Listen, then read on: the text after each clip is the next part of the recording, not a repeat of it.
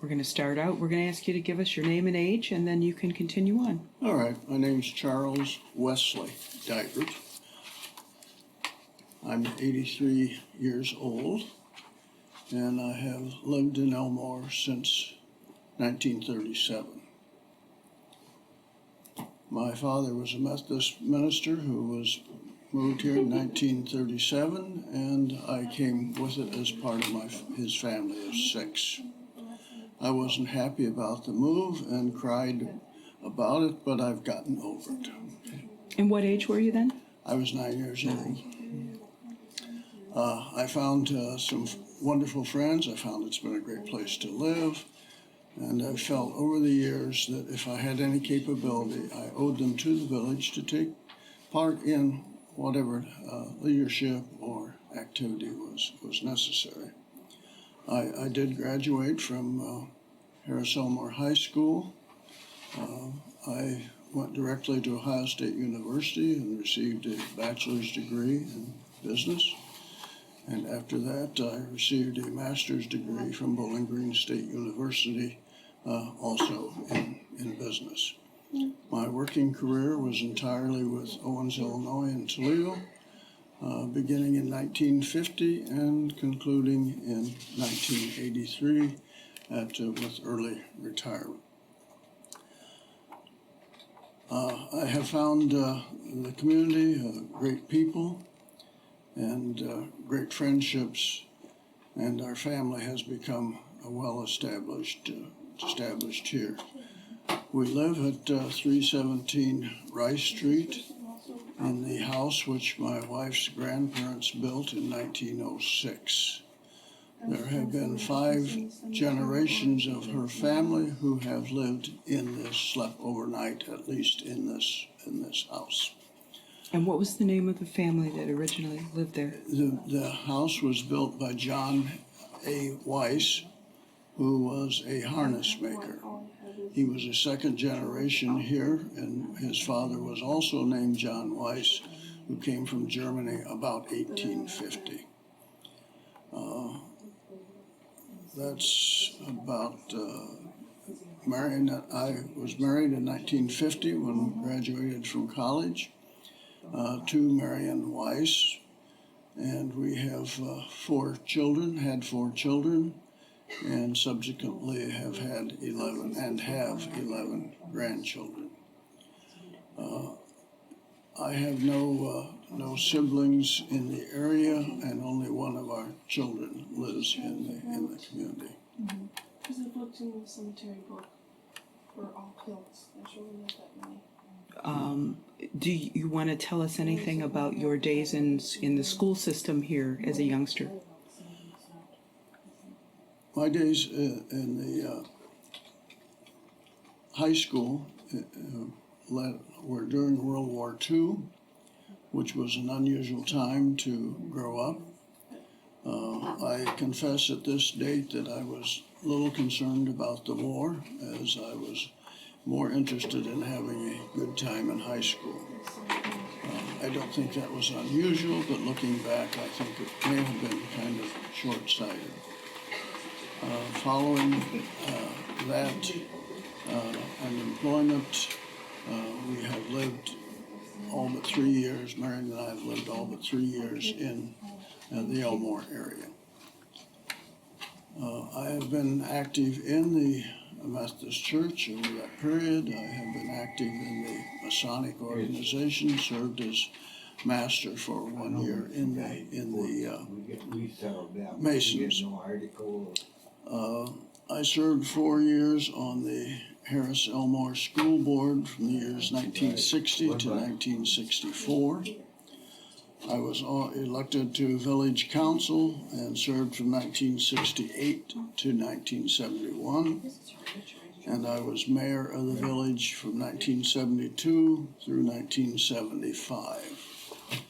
I also was on the library board for some 12 years, beginning in 1980.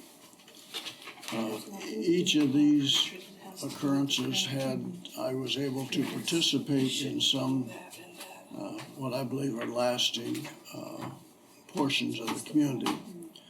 While on the school board, we were able to to build the Hetrick Elementary School, which continues in use today. As I was a member of Village Council, I was party to construction of the sewage treatment plant, the first for the village and one of the most critical parts of our community. As mayor, there were a number of things that I'd like to note that may have happened. One was that, first of all, we were able to pay off the debt of the sewer plant, primarily through the income tax, which was established specifically for the purpose of paying off sewer projects. By doing that, we didn't do any major construction or expenditures. We needed to pay that off. Since that time, the income tax is being used for various purposes, and consequently, there's always a shortage of money to pay for the sewer projects. During my term, we began the plans for separation of the sewers, which was required by the federal and state governments. The completion of them has almost been completed as of this date, long after my term in office. I think one of the most important accomplishments during my term, and I do not take credit for it, but I was able there to participate and perhaps facilitate it, was establishment of the Elmore Emergency Service. Prior to that time, anyone who was injured was hauled to the hospital in the back of a hearse and given no medical treatment. And when the new people took over for the funeral services and systems in the community, they said they would not provide that any longer. And we were able to find people who were willing to work and to create that system and to get some equipment. And we've had, I think, one of the most dedicated groups of people that any place. I live on a position in which I can, in a location in which I can see the results of that. We live across from the EMS fire station, and I see that no matter what time we get up, no matter what kind of weather, there are people who've gone out to save somebody's life. I have used them several times on my own, and I think it's one of the greatest things that's ever been established. Again, I don't take credit for that. As part of that, there was established a dispatch system whereby people could phone a number at Oak Harbor, and people for fire and EMS could be alerted. There were another important thing that happened during my time as mayor was the establishment of a parks system. Prior to that, the playground equipment was principally located on the school grounds. But during my time in office, we appointed an individual, Ruth Despens, to begin creation of a park system. And 2 portions of land were dedicated for use as parks. One of them was Riverbend Park, which is approximately 10 acres located along the river by the sewer sanitation plant.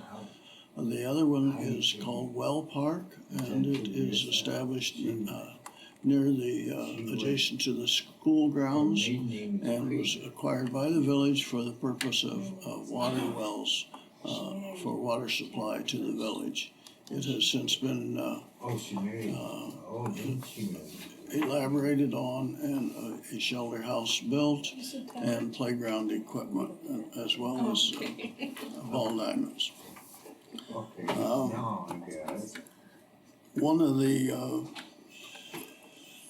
important, I think, organization changes during the time that I was mayor was creation of the position of village superintendent. Prior to that, the management of the village utilities and streets and resources were divided between two organizations, the Board of Public Affairs and the Mayor and Village Council. By electing, or I should say by appointing a village superintendent, these were all brought under coordination and served to work on a much more efficient and effective manner. I think that was a good development. There were some plans made for specifications for new subdivisions. The village, as can be seen if you walk through it, has been put together rather haphazardly in the past with various sized lots, various directions for streets. The new suburb, the new regulations provided what needed to be acquired and provided for subdivisions. I think that has been a help to us. I think one of the most enjoyable parts of my term was a 4-year planning for the celebration of the 1976 bicentennial of the United States, which coincided with 150 years of the village of Elmore. There was put together a panel of about 6 husbands and wives and planned events for that year. It was in making for at least 3 to 4 years, and it occurred after I was out of office, but there were various activities which were established and carried out through the whole year.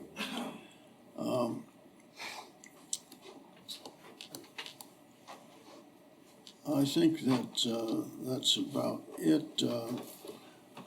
Probably the most notorious problem we had was concerning a truck line, which not long after I came to office, it was found that there was a truck line out of Toledo which came into Elmore, turned around and left.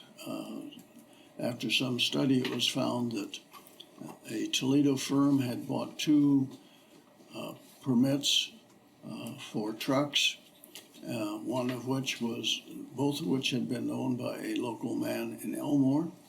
And after he was deceased, they were purchased. One was to allow transportation between Elmore and other locations in the state, and the other was between Elmore and Toledo.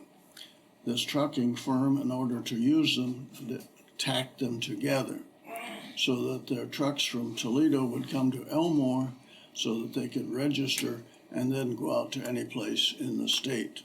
The result was we were getting traffic that was noisy, was injurious to the streets and so on.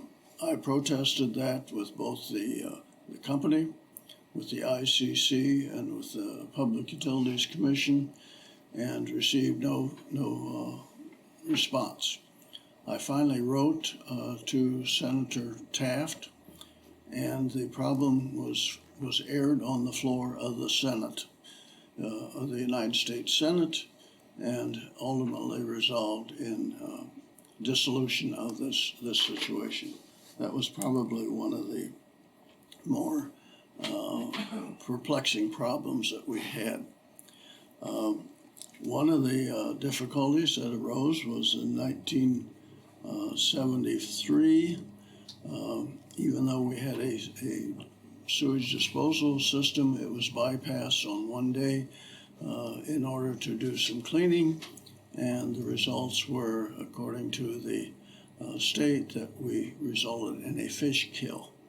The village was to be fined some $7,500 for this fish kill.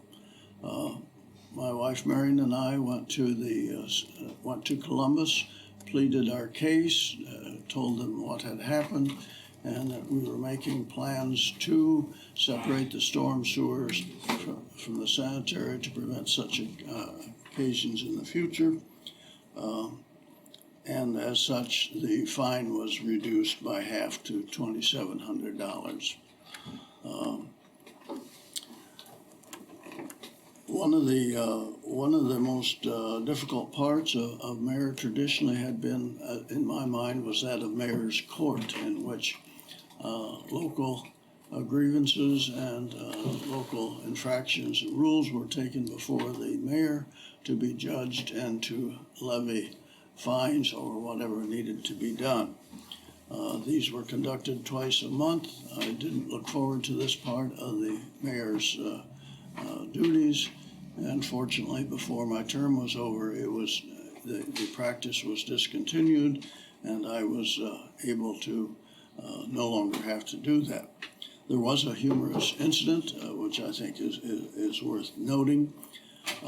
Because we only had one policeman, when people were incarcerated for DUI, we could not lock them up in a cell because the policeman would have to go out on tour duty. And as such, if there was a fire in the building, there would be a horrible consequence. So when I sentenced people to incarceration, I told them that the cell door would be left unlocked, and it was up to them to stay in. If they didn't feel they could do that, we could gladly send them to Port Clinton where the doors would be locked. I don't think anybody ever turned that down. As word of that got around, I had a call from a reporter, Don Wolf, who did human interest stories for the Blade. And he called me and said that he heard that we were putting our prisoners up in the Holiday Inn. I informed him that was not quite the case, but I found a great deal of humor in that. It shows how stories can go. I think that pretty much winds up my story as mayor. Be open to any questions. Okay, since you arrived in Elmore about the age of 9, what were your impressions about the schools in the town, possibly the businesses? Can you tell us? We came from a town of similar size in southern Ohio. Which was? Which was Waynesville, Ohio, about 14 miles southeast of Dayton. It's difficult for me because I consider that the home of my innocence. By 9 years old, I was beginning to get the hard facts. My first 2 teachers in elementary school were very strict teachers. You didn't whisper, you didn't turn around, and school was not a pleasant experience. My 3rd grade teacher was a very pleasant woman, a very motherly soul, and she changed my whole attitude towards school. When we came to Elmore and I went into the 4th grade, all of a sudden I ran into another strict teacher, and it took me a while to get back on that.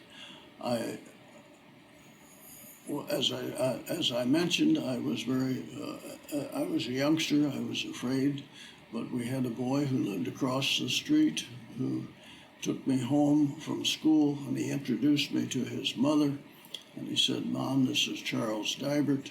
And I thought it was one of the most gallant things that I had ever seen, and developed a friendship there that I admired for the rest of my life. From there on, I had no problems. And his name was? Bill Hetrick.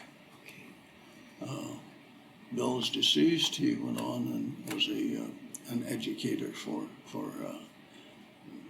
in a university in Mississippi. But we were lifelong friends, and he always had my admiration. I found high school enjoyable. I was not a good student because going to good grades were not my priority. Having a good time was a better priority, but somehow I survived. I think my father was a bit frightened when I began going to Ohio State, and he was anxious to see my first grade card, which came out, which I had a 3.3. I think he was greatly relieved, and from then on, he didn't worry about looking at my grade cards, and that happened to be the point average with which I graduated also. The master's degree I worked on while I was at Owens, Illinois, with which they paid half, and I found it was a new program at Bowling Green. I found it very challenging as I was trying to work to raise 4 children and to make ends meet. And what was your field? I was a Master of Business Administration. Okay, that's, I need to note here that while I was, when I ran for mayor, or before I ran for mayor, I was president of the village council and chairman of the finance committee. As it turned out, in that year, 1970, whatever it was, the state auditor came in to do the books and said these books are in such bad shape that I can't even audit them.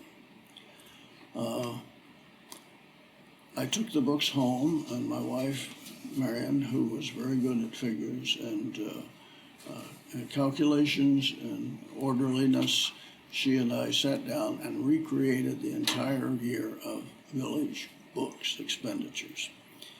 When I told her I was going to run for mayor, I think she had some doubt about it and said, well, then I'll just run for clerk, village clerk. I knew she could do it, and so she did. There were 2 who ran, and she was defeated. John DiStagio, I believe is his name, young man who was elected. I think people were worried about too much concentration of power with the mayor and the clerk. So she was defeated, but John only stayed on the job about 2 months and resigned to move elsewhere, and so I appointed Marion as the village clerk. So for 4 years we served together, and our children were sick and tired of all we ever talked about at home was running the village. But she was very competent. We did things the hard way. In those days, there was no computer. It was done with pen and ink. She served both as secretary of the council minutes and as the bookkeeper of all the village records, except she did not write the checks. They were done by the village treasurer. So in that extent, it was 4 delightful years for both of us, both very challenging, in that she could take phone calls, handle things while I was gone. I knew exactly what was going on. So it was a great experience, but you only need about 4 years of such great experience. So we decided that we would not run again. Actually, of the 3 elected offices the 3 offices that I was elected to, I only ran once. I decided I would not run for re-election, that I had my term, and that was adequate for my needs. you have been in town long enough to see much change in the downtown area. Can you give us any insight into that? Yes. The whole business specter has changed from at that time you could buy virtually anything that you needed in town. It's interesting that Marion's grandfather, who died after our marriage in 1950, had never needed to own an automobile or a horse and buggy because you could buy anything in town you wanted. If you need to go to Toledo, you simply walked across the river, got on the interurban, and went to Toledo, which they did very, very rarely. There were, I think, 4 grocery stores, several restaurants, 2 hardware stores. Virtually anything that you needed they were here, and they were run by good, honest people. I had the privilege of working in the drugstore while at my senior years, junior and senior years in the high school, for a man named George Gehring, who was a businessman of great stature. and there were others also, as I think back. I find hard because I just don't know the managers, but they were single people, entrepreneurs who knew how to talk to people and knew how to run a business and keep it going. But they simply could not compete with in the world.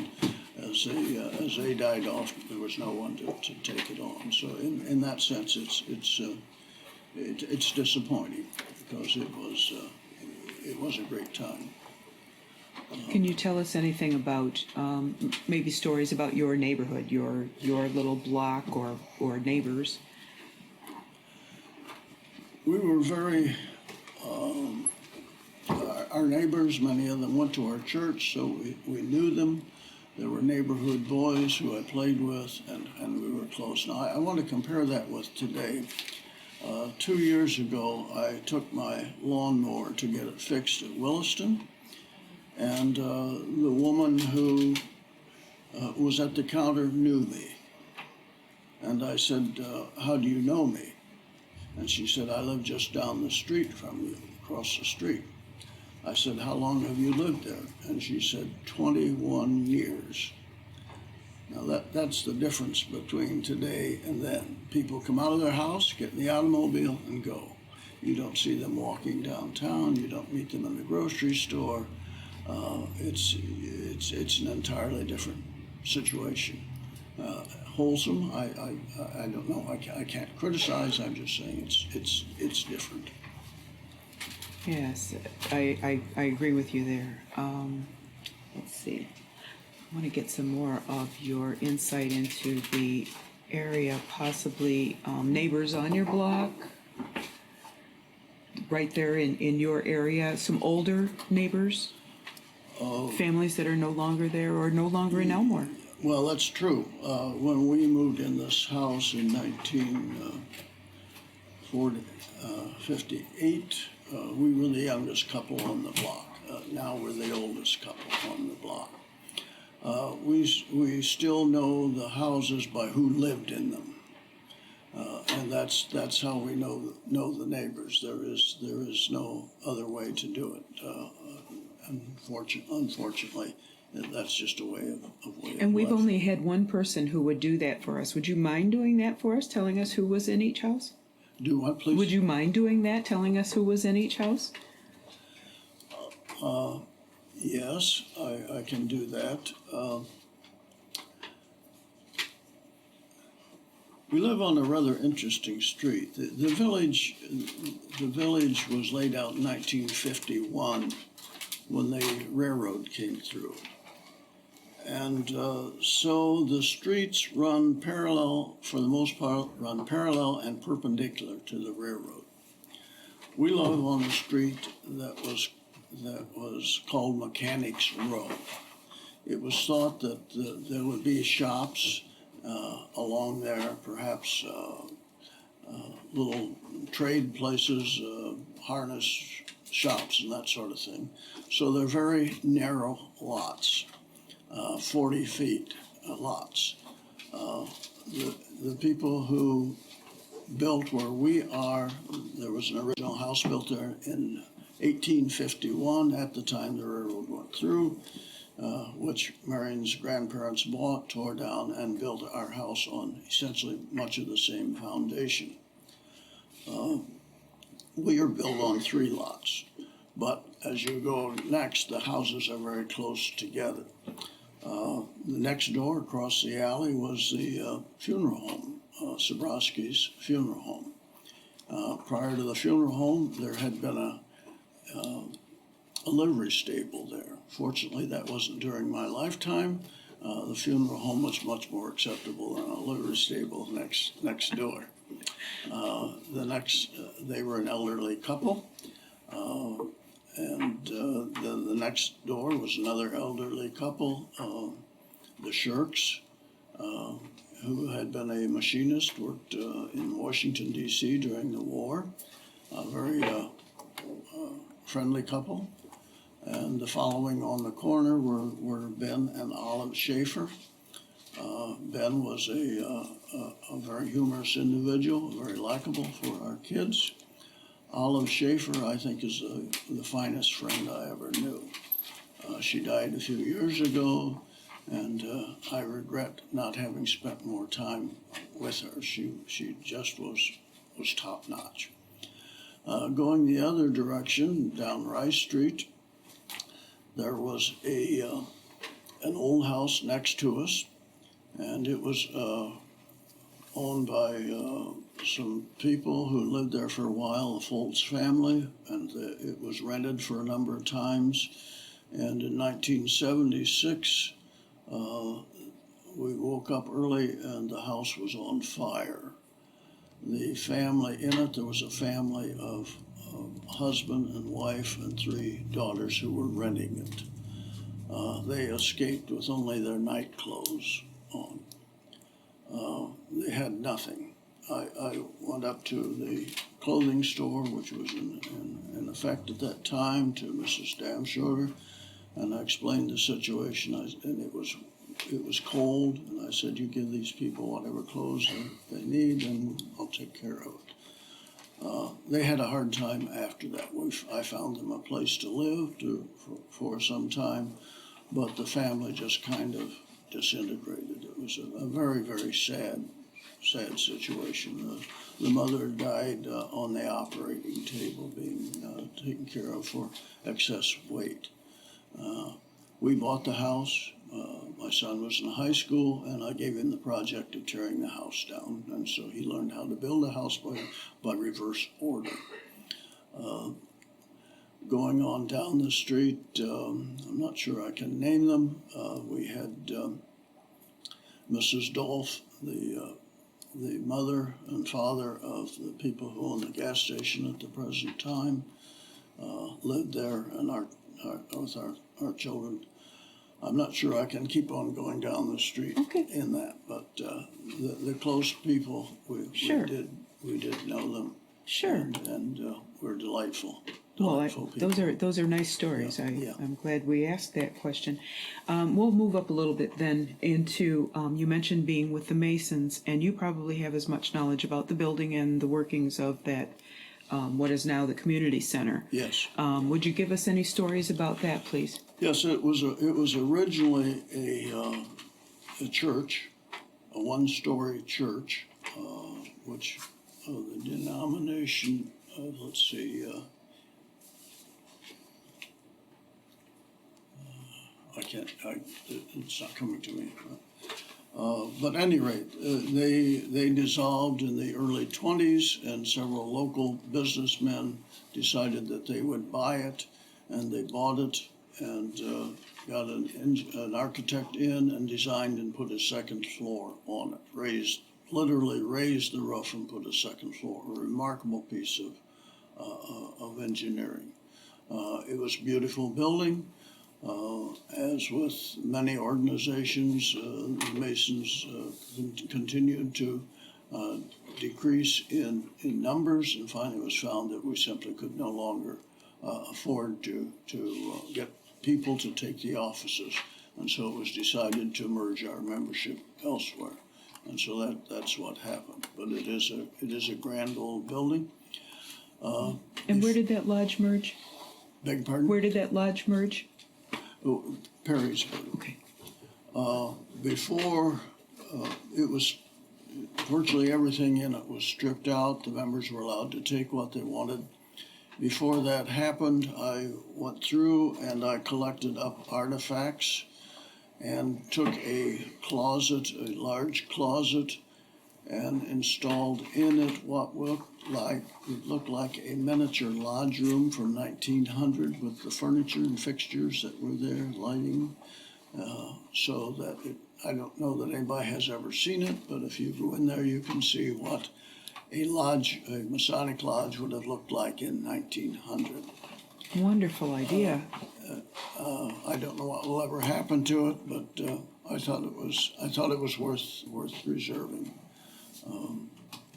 It's just one of those things. I felt very badly about the closing, and it was simply a little way of preserving what was there. Can you remember any of the names of like the last members, the last group? Did any of that come to you?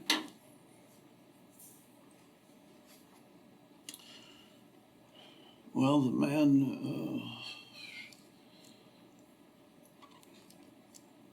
I'm not quite sure where to start on that. Well, that's all right. I just thought maybe we could throw out a few names. I have kept records of all the names of all the people Okay. that were there. I took their minutes of meetings going back into the late 1800s, and I have turned them over to this history room. Sure. So So the records are there. That's even everything better. is here that I could possibly preserve is here. Okay. We did skip over a small item. Everybody knows that preachers' kids are a little bit, they have stories. You got any stories?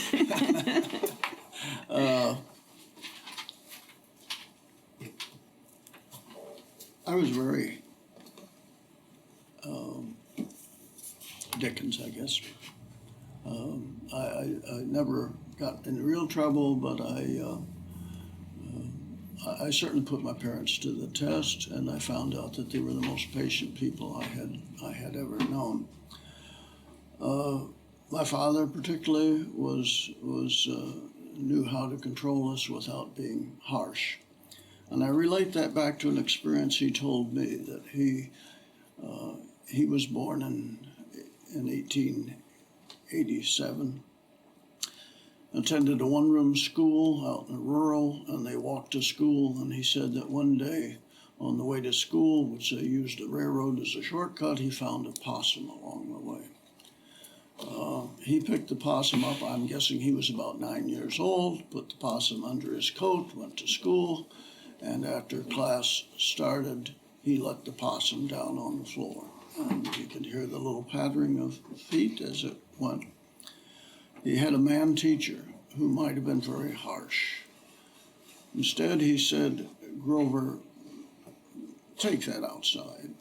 And that was it. That was the extent of the punishment. I think that became the model for my father. I got in trouble one Halloween. We were pranksters. Halloween went on for several weeks. We did everything we could do to irritate everybody.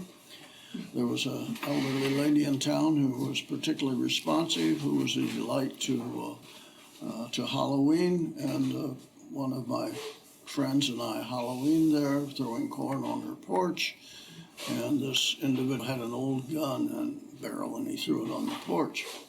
Several days later, the lady came to our house, told my father that I had been Halloweening there and I had thrown a pipe through her front door. This was not the case. I was in the basement. I knew what was going on upstairs, and it was the most frightening period, I think, of my life, because I could just visualize what was going on. I think my father, thinking back on his training, recognized that I had had punishment enough simply having her there, and I received no particular admonishment, and I have always admired him for that. I've never Halloween since. Wow. That's pretty amazing. Pretty amazing that it worked. It's pretty amazing. Yes. Okay. And my mother was also very, very patient. Sure. She was more the disciplinarian, but both put up with my antics, and still I didn't go to. I wasn't incarcerated either. So. Great story. Great story. Let's tap on a couple of events. How do you remember the Elmore homecomings? What stands out to you? The Elmore homecomings were winding down when we came here. There were some parades, and occasionally something would come to town and would put up a Ferris wheel or some other rides. There were occasionally a small circus would come to town. We'd go to those. The Opera House at that time, across the street, which is now Insurance, was a center for activity in the early 1900s, as you're probably aware. we kids were given a chance to go to that, and there was a young man who showed movies there. I recall on one particular occasion he was showing the life of Abraham Lincoln. I think it was a Raymond Massey version, which was a relatively recent movie to be shown in a dump like that. But at any rate, before the movie started, the projectionist came forward and said "No, I want you boys and girls to be quiet with this." He said, we have people who come to see this all the way from Greytown." That was sobering. Anybody who would come from Greytown to Elmore to see a movie made an impression on us. Yeah, and now it's so close by a vehicle that That's right. it's kind of comical.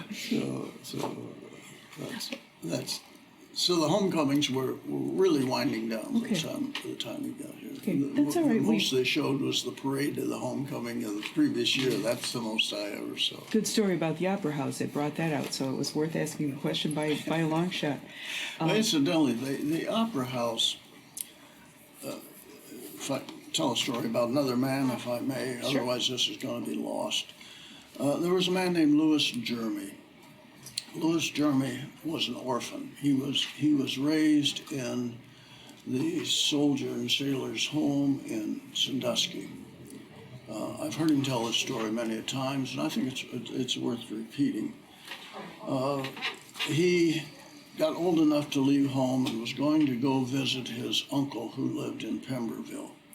He came to Elmore, and he stopped in at a shoe store, leather store, where they made shoes yet.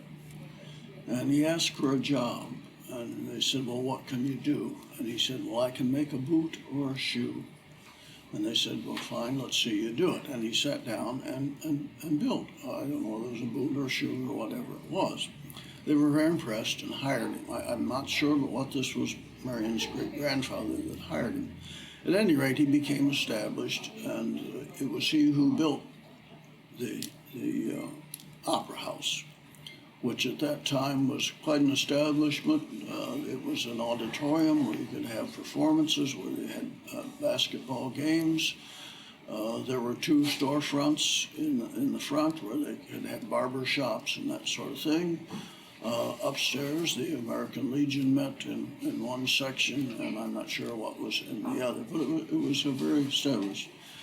So here, this orphan boy came in, built this up, and retired at age 50. Oh, wow. Wow, that's some time ago. That's pretty impressive. Yes. So anyhow, that was the story of who lived across the street from us when I was I'll be darned. a boy. Yeah. Good story. A little after your term as a mayor, I believe, the blizzard of '78. How did the blizzard of '78 affect you or your family or both? How did the The blizzard of '78. Oh, blizzard of Yes. '78? Sorry, yes. Well, I guess we just stayed home. Well, good answer. The town did an excellent job. Our streets and alleys were clear, but you couldn't get out of town. How long do you think it took them to clear the streets? Well, they were working on the streets constantly, and I would say within 2 days the streets were clear, but there was no place to go from there. It was really well done. Yeah. Our church took truckers in from the turnpike and fed them and gave them places to sleep. And other than that, we just hunkered down and waited. Sure. Well, let's see. Do you have anyone else, because you've told quite a few stories about some interesting people, do you have anyone else that you'd like to highlight or remember?